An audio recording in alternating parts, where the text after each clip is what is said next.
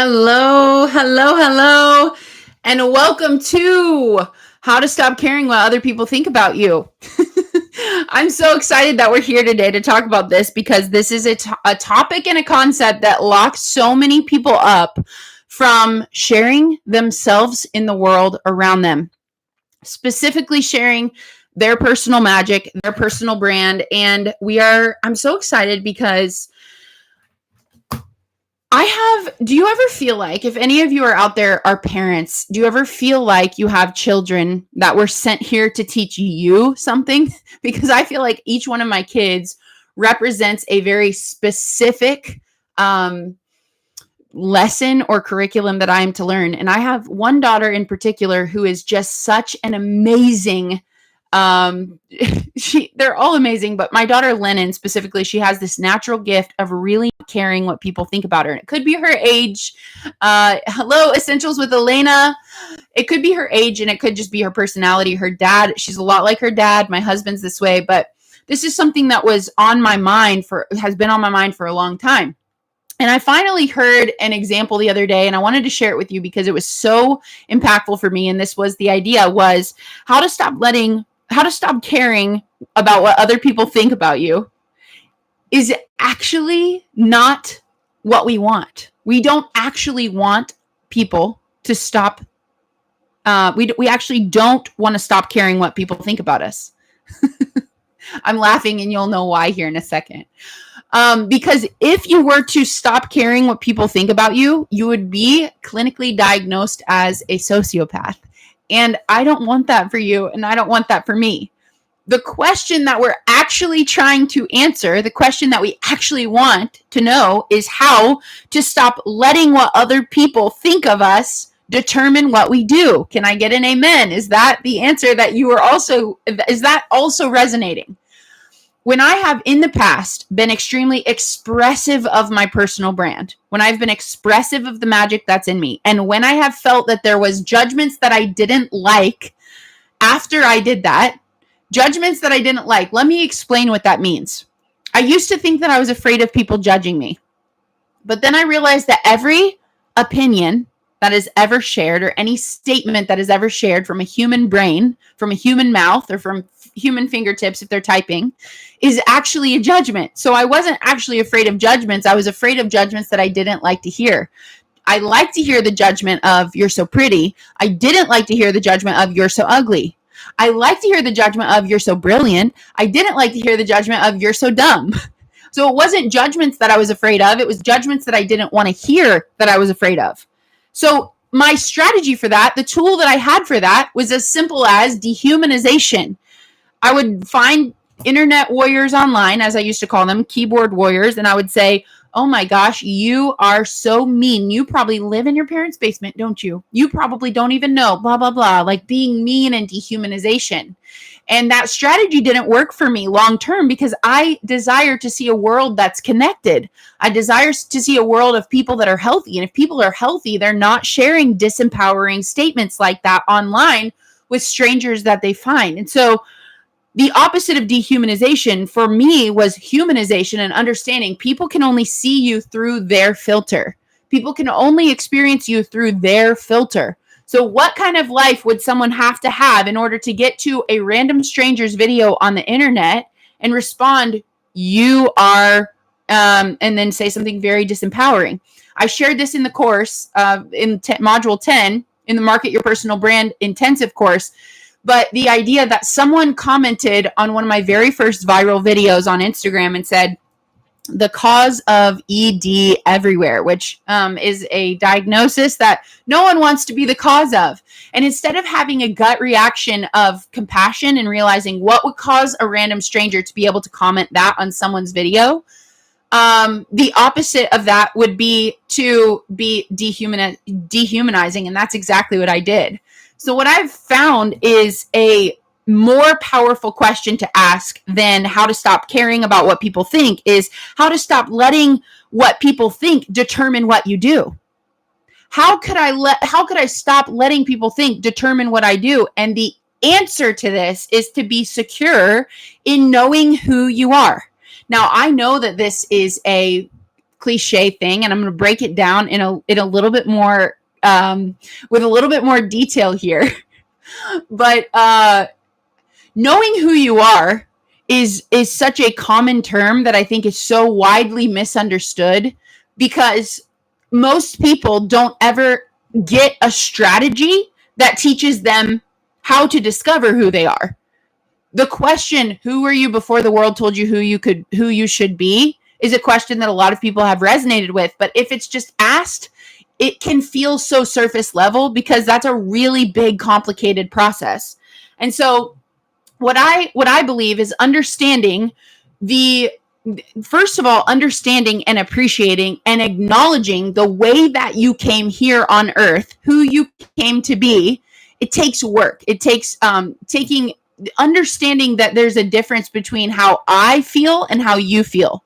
The experiences that I have produce different chemicals in my body, produce different emotions in my body, produce different thoughts in my body than what you do. I notice different things. I don't notice messes sometimes in my office when I'm in a creative space, and maybe you do. We all have different ways that we interpret the world around us. And when we start to understand, oh my gosh, not everyone is drawn to that. Not everyone is drawn to that color.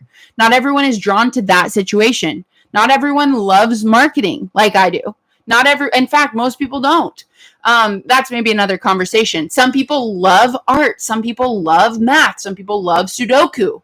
Some people love chess. Some people love coloring. We have inclinations that were born in us. And until we start understanding that not everybody is that way, until we start actually dissecting the information and saying that is unique to me and that is unique to you, we can never appreciate what it's like to actually live in our body. And it might sound surface level, but this is the basis of the entire course that I created, Market Your Personal Brand, is can you understand, acknowledge, and appreciate your personal brand, not colors and fonts and spirit animal and personality type. That is like surface level. That's the extension of who you are gets to come out. Those are ways to express who you are. But who you are is a lot different than that. And it's a lot more meaty than that. But what makes you tick, the isms that you are. And so inside the Market Your Personal Brand course that I created, it walks you through how to understand your personal brand in a way that is way different. But I will tell you, committing to authenticity is the answer to this question.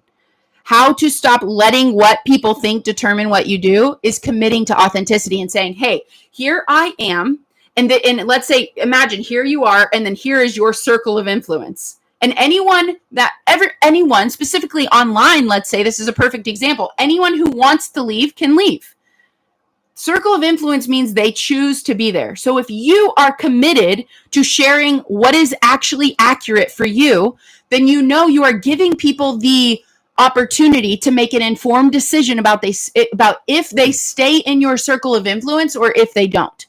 If you're like me and you felt like your relationships could be at risk because you were committing to authenticity, like if I were to be really gut honest about how I'm feeling, and if someone were to go, oh, that's how she's feeling and I don't like that, or let's not say feeling because that gets really messy quickly. Let's say this is something I believe. This is clear. This is something I believe, and it's a hill I will die on, and it's a thought I practice with conviction. I believe unity is important. If someone wants to leave my circle of influence, when I make that statement, I'm absolutely okay with that because they're making an informed decision based on authenticity. But if I go to social media, the world, my friends, wherever I go to out there, and I'm asking for validation and I'm saying, oh my gosh, like, please like me, please accept me, please affirm me. And I'm hoping to get those feelings of enough from somewhere out there, that is never going to fix it. It's never going to work. Unfortunately, because I've tried, I wish it did. I really wish it did. Not really. I'm joking, but I sometimes wish it did because it would feel good in the moment. And it's a Band-Aid. Like when this is it, it's a Band-Aid. Those statements of, oh my gosh, I love you so much. They are another person's judgment about us that we want to hear and we adopt as our own. And we're like, yes, this is awesome. I'm accepting that. Until that can come from within, until you know yourself, appreciate, and understand your personal brand, I call it your magic, you can never know what is actually authentic to you.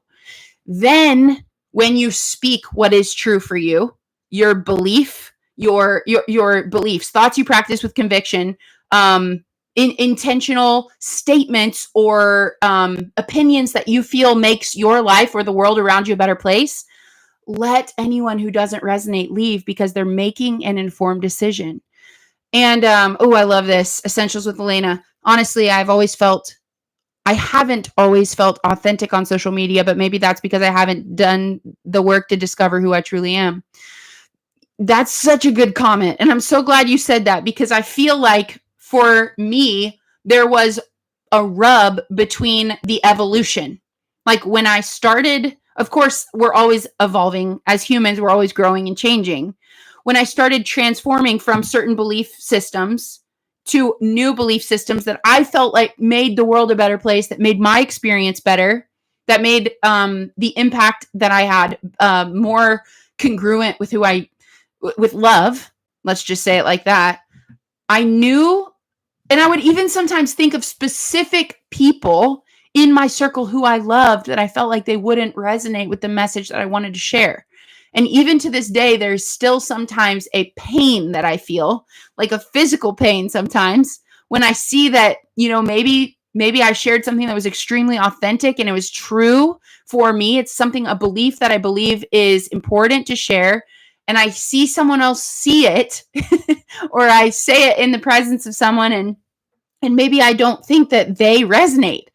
And I'm so afraid that it's going to cause disconnection. But the reality is that what I've found and what works for me is that if I try to make that decision for them, then they're not making an informed decision about whether to stay in my circle of influence or not.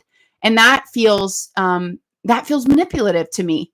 And so the difference between, in my opinion, attraction marketing and persuasion marketing is attraction marketing focuses on connection, whereas persuasion marketing focuses on convincing. And I'm done personally trying to convince anybody of anything. I'd rather just say I'm looking to connect. And if that's something that resonates with them, great. And if not, then that's great. But I feel, I really appreciate your comment on Instagram. I'm also live on YouTube, but I really appreciate your comment on Instagram because I feel like you're not the only one. And there are also days where, the war is still there inside. And one other thing I want to address before I hop off is that I think sometimes we imagine being who you are, just be yourself, is like as easy as rolling out of bed and just seeing how it just is, oh, I'm in a bad mood, so that's just me, so I'm just going to be myself. What I've found is the most powerful position inside of the conversation of personal branding is that sometimes being your magical self, like being the version of you that you're here to be, the best version of you, the most enlightened, the most alive, the most magnetic version of you, it takes work to be that. It takes work to, for me, choose to live in a spirit of abundance. It takes work for me not to succumb to the life that we live, like the stresses of life. It takes work for me to live in a state of inspiration. It takes practice practically. Like I'm going to have my meals ready to go. I'm going to have crockpot dinner. I'm going to have time to share things like this, like to be in a state of inspiration, which I know is my most magnetic self. It takes work to be that. And, my style of expression being vibrant, it takes work to be vibrant. And so not to be confused with, it's just who you are, be authentic, like roll out of bed just as is. No, it takes work to stay in your magic, in your magic. And it sounds like I'm saying rainbows and unicorns and butterflies here, your magical being, but that's exactly what it is. It does take work and effort. And so, and there's a courage to it too. When it comes to sharing it, and specifically the course, Market Your Personal Brand, sharing it from I'm looking for exposure for my magic, that's vulnerable. It's vulnerable to get live on a social media platform. And let me tell you, from personal experience, I'm sitting here on Instagram, a lot more easy to go live on Instagram for me because I have friends here and I've I've connections here and I'm live on YouTube. And on YouTube, there's I actually have a comment. I have someone on YouTube, Jessica Hubers. Hi.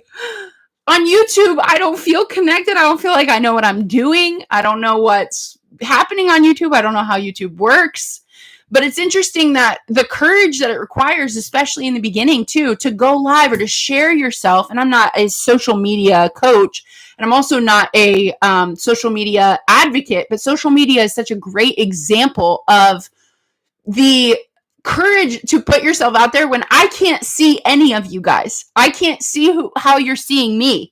So if you want practice in marketing your personal brand, I vote use social media as a tool, because nothing, in my opinion, will push you quite as far as social media in being courageously vulnerable to get out there and say, hey, my job is to show up here with an energy of abundance, with an energy of inspired, with a style of expression of vibrant. That's my job here. That is because that's who I was born to be. Then I am committed to being that. And what that looks like for me is different in different seasons, but I'm committed to being that. So imagine, and I'm using myself as an example, but imagine if everyone in our world were to take that job seriously. Your job is to be you fully. Not, again, rolling out of bed. What do I look like today? What's my energy today? Feeling low today? That's just how it is. That would be, that's what most people do. But to say, hey, I'm going to articulate what it is that I feel I was born here with this specific magic in me. I'm going to do the work to understand who that is. And then I'm going to do the work to be in it and be consistent about it. Dang. Can you imagine the mothers we would be, the fathers we would be, the sisters we would be? Can you imagine the teachers we would be, the mailmen we would be, the electricians we would be if we were alive and who we were meant to be? And this morning I dropped my kids off at camp, and they're at summer camp right now. I actually need to go in a little bit and get the baby. She's going to be done at 1. But one of the counselors is so alive in who she is. She's so alive and connected to the magic that she is. And I'm like, thank you. Thank you for doing the work to understand who you are, so that my kids can be around that all day long. And they can be silly and they can be whatever. And they know that you are your full self here. When my kids' teachers do the work to be their self, my kids get a better experience. Because my kids have a better experience, I have a better experience because they come home from school in a completely different way. And the reason why this is, in my opinion, it is not self-absorbed to do the work of finding your magic. Oh, I get so passionate about this. I believe the opposite of self-absorption is self-expression. I'm going to say that again because I stumbled. I believe that the opposite of self-absorption is self-expression. When you are when you are accurately and confidently and passionately and courageously expressing yourself in a way that is authentic, the world benefits from it.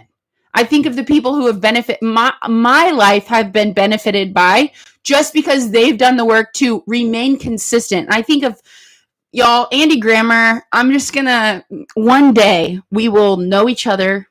I have a feeling we're gonna work together in some way. He is someone who has stayed connected to his magic of humanitarian authenticity, creative energy, and I don't believe for 1 second it's been easy for him to do that. To stand at the beginning of his career on a street corner and play music and share his heart with a wide open, vulnerable state, that's not self-absorbed. That is self-expression. So the course that I created, Market Your Personal Brand, not for 1 second is it for the sake of just being your magical self. Now that's amazing to get to experience life wonderfully, but it can't stop there, because literally, energetically, it can't stop there, because we are connected humans. Me being lit up benefits my family, inevitably. My kids being lit up benefits me, inevitably. And it goes on and on and on. So I know we've kind of bounced around. We've been like a pinball machine here, but I'm so passionate about this. And I just want to say, Jessica Hubers on YouTube, my very first comment. I'm so excited about that. Thank you for being here. And I'm sending you love. I don't even know. I think I can send you a heart. Maybe I accidentally just sent myself a heart. I don't know. But I appreciate you being here and watching on YouTube. And then I appreciate you guys on Instagram too. Please always feel free to share, ask questions, because this conversation, like, I feel like even though I'm the only one on here, the conversation that we're having, it's not just a, okay, one and done. And that's why my commitment to myself is to show up here. Now that summer's here and I have some capacity. Not while summer's here, but the course is over, so I have capacity to share. The course is over, and I'm ready to infuse your day with this stuff. And I see that as my role in this whole thing. So, all right, have a beautiful day. Thank you for being here, and we will chat next time. Bye on Instagram and bye on YouTube.